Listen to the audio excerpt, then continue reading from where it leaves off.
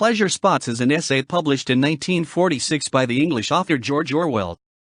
The essay considers how pleasure resorts are likely to develop in the future, consisting of artificial environments with vacuous pleasures.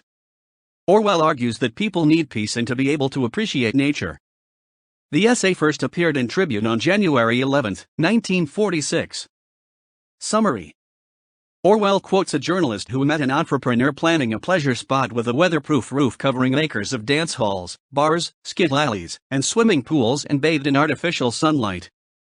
This followed an encounter with a man who lamented that it was a pity no one had found a way in which a man could relax, rest, play poker, drink and make love all at once and round the clock and come out of it feeling refreshed. Orwell notes that Kubla Khan in Samuel Coleridge's poem has got it all wrong in decreeing a pleasure dome containing sacred rivers and measureless caverns.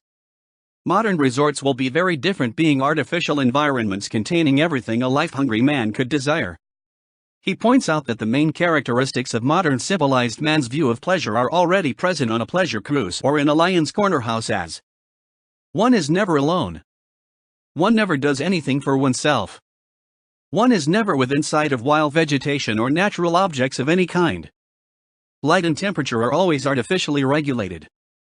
One is never out of the sound of music. Orwell argues that tinned music is provided to prevent conversation from becoming serious and to prevent the onset of thought, in that the unconscious aim of modern pleasure resorts is a return to the womb. In contrast, the notion of admiring nature is bound up with a sense of man's littleness against the power of the universe. When much of what goes by the name of pleasure is an attempt to destroy consciousness, Orwell argues that man equally needs solitude, creative work, and wonder, and that the highest happiness does not lie in relaxing, resting, playing poker, drinking and making love simultaneously,